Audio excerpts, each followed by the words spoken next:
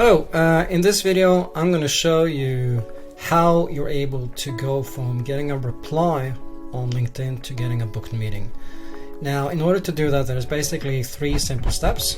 The first thing is to read the message that you receive, then read the profile of the person who sent the message, and then finally come up with a thoughtful reply. However, doing that is a little bit easier said than done. I know that because I've been in those situations multiple times, and I always find it difficult to basically strike the right balance between receiving a message and stopping the urge for just writing whatever reply comes to my mind. So what I suggest we do is we try to get into the mindset that we really try to learn about the person who is replying to our messages, and then coming up with a thoughtful reply. So in order to do that, I wanted to basically shoot you a video where I go through a case study of someone that I replied to over LinkedIn and managed to book a meeting with. I'm going to get into the example of Tom Foote, who is a communication specialist and a head writer. So he replied to this message that I sent out to him after he connected with me. Thanks for connecting with me. I reached out to you because I saw you're a ghostwriter, and I've helped a lot of ghostwriters get work through LinkedIn by helping them reach out to their ideal customers. Perhaps we could have a chat about the type of books you'd like to write. In case I cannot help, I'm always happy to make introductions. Thanks in advance, Bjarne. And then he replied this. Hi Bjarne, yes, I ghostwrite private memoirs. I have contracted through an agency to do so for the past 6 years, but I would like to establish my own pipeline if possible so I can maximize profits.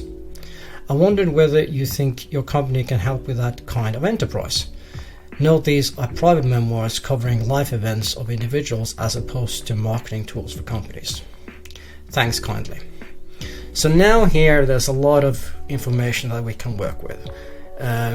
It's very clear that you're dealing with a writer who has written a fair amount of material before, so it's not a complete newbie, and there's an opportunity here to probably give him an opportunity to extend his career to be more independent.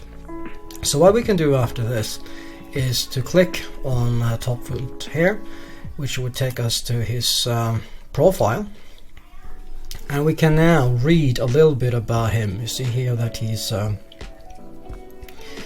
very clearly establishing himself as a writing professional. If we go to his about section, he gets into why you want to hire a ghostwriter, how he works, who worked with before, what is unique about his company, and how to get in touch with them. So when we are reading this, we can very quickly get into the understanding that we're dealing with a person who wants to move his career to a higher level. So from reading this, we can then get back to with a more detailed reply. So what I suggest you might want to do in a situation like this is first make sure that you reply to everything that is mentioned previously. So I do that in my reply. I can help you get book writing work on LinkedIn. However, I cannot guarantee that the project you will attract will be memoirs. This is something that I have to do in this particular case, because the people who reply on LinkedIn, they might be interested in writing different types of books. What you're referring to is often referred to as legacy books, which are definitely in need among family offices representing high net worth individuals. So I basically get into a little bit of that, and I explain a little bit about the sales process, and I get into a little bit about how the writing world is right now with the COVID epidemic as I'm recording this. And then I get into a little bit of information about what it is that I do, and I'll provide evidence of that. Now, you might recognize when you are replying to people over LinkedIn that you often repeat yourself. So what you might want to do is put up a Google Doc where you have basically templates of things that you say repeatedly, and you put that in after you have replied to what they bring up in their initial message. In this particular instance, what I've done is I have a template that I put together that I've saved on Trello.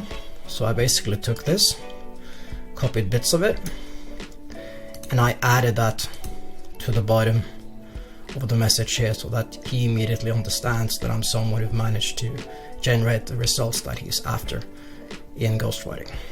And then I end it with a calendar link. Now, I've tested the various ways of replying. With some people, a shorter reply is better, but for most people, a longer reply that gets into why someone will want to work with you, provides evidence of the quality that you have delivered, and provides a booking link, can be more effective. But it depends. What I would generally suggest is tailor your reply to what someone is writing before. So if they're asking very specific questions, provide a specific reply. Because if someone is considering booking a time with you, they will be more interested in making that booking and setting up a time to speak with you if you've already shown an interest in replying to their questions. Because it's an investment in time, it's an investment in trust. Is this person worth an hour of my time? So make sure that you do that. So what we see here is, thanks Bjorn, I have scheduled for us to discuss. Speak soon. And that's it. Often I've found that this approach works best. However, it might vary in your particular circumstances. Your situation might be slightly different. So the general advice that I would suggest is first read the reply that you receive multiple times, ideally slowly, and then read their profile to see if there are some hints, some ideas there that you're able to generate. You get an idea of their level of professionality. You can also dig into their website. I didn't do it in this particular example, but it can give you a little bit of an insight of where they're at in their career, what type of companies that they're involved in. And then finally, once you've done that, then start tailoring a reply. Make sure that that reply is as personalized and as specific as possible. And you might find later down the line that that reply that you wrote specifically for that one person is the best possible beginning of a template that you can ever put together. So make sure that when you are writing a reply, that you keep in mind that the better you put, the more quality you put into that reply, the more likely you are to create a really good template that you can use multiple times.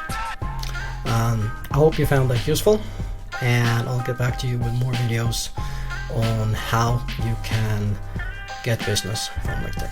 Bye for now.